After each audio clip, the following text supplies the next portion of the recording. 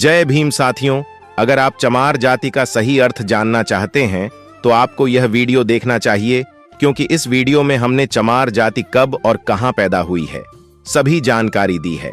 चमार जाति, जिसको कई राजनैतिक पार्टियां, राजनैतिक लोग और हमारे समाज के ही कुछ लोग अछूत कहते हैं, दलित कहते, और यह सब उनका कहना किस उद्देश्य से है यह सबको पता है। ये ऐसे लोग हैं जो नहीं चाहते कि हिंदू समाज एक साथ मिलजुल कर रहे। यह ऐसे लोग जो चाहते हैं यह सब आपस में हमेशा से ही लड़ते रहे। आखिर यह विधर्मी लोग कौन हैं? इनके बारे में तो आप सभी को अच्छे से पता ही होगा। लेकिन मित्रों, क्या चमार जाति के असली इतिहास से हम लोग आज परिचित हैं? क्या चमार जाति का यही इतिहास है कि उन्हें अछूत माना जाता था? आखिर चमार जाति का उदय कहां से हुआ? आखिर चमार जाति के इतिहास से जुड़ा वह किस्सा क्या है जिसे मुस्लिम वर्ग छिपाकर रखना चाहता है?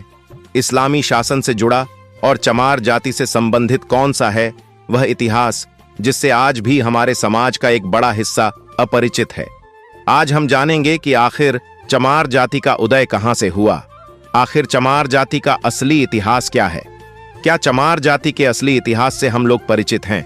आखिर चमार जाति का समाज में वह योगदान क्या है जिसके कारण आज हमें बड़े गौरव से इन लोगों का सम्मान करना चाहिए। लेकिन असली इतिहास से हम परिचित हैं ही नहीं।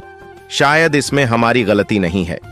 हमारे देश का एजुकेशन सिस्टम ही ऐसा है कि हमें जो चीजें जाननी होती हैं वह चीजें पता ही नहीं चलती, और सोशल मीडिया पर भी ऐसे लोग कम ही हैं जो इन मुद्दों पर अपनी बात रख सके। क्योंकि यह जाति आपस में लड़ती रहे, हिंदू समाज बिखरा रहे, यही तो विधर्मियों का उद्देश्य है, और यह लोग नहीं चाहते कि असली इतिहास आपके सामने आए। तो दोस्तों, आज मैं आपको बताने वाला हूं कि आखिर चमार जाति का असली इतिहास क्या है। इसके प्रमाण भी आज मैं आप सभी के समक्ष रखूंगा। तो चलिए शुरू करते हैं आज का वीडियो। स्वागत है आप सभी का दोस्तों। चमार जाति के असली इतिहास को जानने से पहले चलिए हम थोड़ा विकिपीडिया पर इस जाति के बारे में खोजने की कोशिश करते हैं। जब हमने रिसर्च की तो हमें विकिपीडिया पर जो जानकारी मिली वह बेहद हैरान कर देने वाली थी। दोस्तों, विकिपीडिया के अनुसार चमार जाति को चंवर वंशीय भी कहा जाता था। यह एक समय के क्षत्रिय पहचान से जाने जाते थे, लेकिन मुगलों ने जोर जबरदस्ती से इन्हें चंवर वंशीय या सूर्यवंशी क्षत्रियों को चमार नाम का दर्जा दे दिया। विकिपीडिया के अनुसार मुगलों ने ऐसा इसलिए किया कि यह सूर्यवंशी क्षत्रिय इस्लाम कबूल करने से इनकार कर रहे थे। उन्होंने कहा कि हम पशुओं की चमड़ी से जूता चप्पल बना सकते हैं, लेकिन इस्लाम नहीं कबूल कर सकते हैं। फिर आगे बताया जाता है कि चंवर वंश की क्षत्रियों ने चमड़े का काम छोड़कर खेती करना शुरू कर दिया, और आज इनको अहिरवार भी कहा जाता है और जाटव नाम से भी संबोधित किया जाता। जाटव आज इनकी उपजाति है।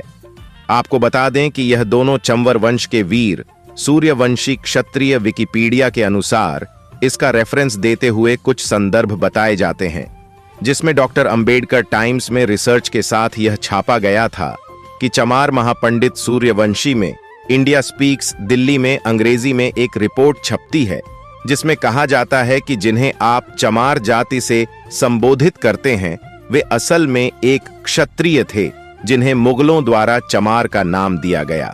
इसी तरह के कई संदर्भ हमें विकिपीडिया पर देखने को मिलते हैं, जहां पर चमार जाति के बारे में संक्षिप्त रूप से देखने को मिलता है। इसके अलावा एक और वेबसाइट जिसका नाम बहुजन इंडिया 24new.com है, हमने उसके पन्ने खंगाले। वैसे भी यह साइट है जो लगातार दलितों से संबंधित मुद्दों को ही उठाती है जो देश भर में हो रहे हैं। दलित मामलों से जुड़ी खबरों को प्रकाशित करती है। जब हमने इस वेबसाइट का रुख किया तो हमने यहां पर चमार जाति के असली इतिहास को जानने की कोशिश की। चमार जाति को कभी भी विदेशी आक्रांताओं में उठने का मौका नहीं दिया। हिंदी इनकी मुख्य भाषा थी, प्रकृति भाषा थी, लेकिन इसकी लिपि के बारे में अभी भी पूर्णतया खोज नहीं हो पाई। विद्वान मानते हैं कि सिंधु घाटी की सभ्यता में मिली लिपि के अवशेष ही इनकी मुख्य लिपि रही होगी। बहुजन इंडिया 24 न्यूज के मुताबिक चमार शब्द सही प्रतीत होता है कि कुछ चमार जाति के लोग चमड़े से संबंधित व्यवसाय करते होंगे, परंतु इसके विपरीत चमार कोई जाति नहीं थी, बल्कि राजशाही चंवर वंश था। और एक समय तक भारत समेत मध्य एशिया तक इसका शासन था। इसका शासन सिंधु नदी के दोनों तरफ था। इतिहास से पता चलता है कि कभी राजशाही चंवर वंश भारत से ईरान और मध्य एशियाई देशों को मीठे पानी की सप्लाई करता था। गणित, विज्ञान, भौतिक निर्माण ने पूरी दुनिया ने इसका लोहा माना था। इस जाति के लोग शिक्षा, धर्म, विज्ञान और चिकित्सा शास्त्र में निपुण पाए गए। लेकिन आज अधिकांश चमार जाति के लोग कृषक, मजदूर, बुनकर ही आदि कार्यों से अपना पालन पोषण कर रहे हैं। दोस्तों, आपको बता दें कि भारत में आजादी से पहले अंग्रेजों ने चमार रेजिमेंट का गठन भी किया था और चमार रेजिमेंट का गठन हुआ था 1 मार्च 1943 को।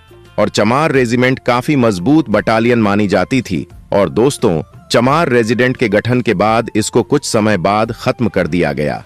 इसके पीछे एक बहुत बड़ी घटना देखने को मिलती है, जहां पर आजाद हिंद फौज से मुकाबला करने के लिए चमार रेजिमेंट को अंग्रेजों ने सिंगापुर भेजा था। उस समय रेजिमेंट के कैप्टन थे मोहनलाल कुरील, जिन्होंने यह देखा कि चमार रेजिमेंट के सैनिकों के हाथों अंग्रेज हमारे अपने ही देशवासियों को मरवा रहे हैं। फिर क्या था, उन्होंने इसको शामिल किया और अंग्रेजों से भिड़ जाने का निर्णय किया। तब उन्होंने अंग्रेजों से लड़ते हुए सैकड़ों भारतीय सैनिकों की जान बचाई थी और चमार रेजिमेंट भंग कर दी गई, जिसके बाद कैप्टन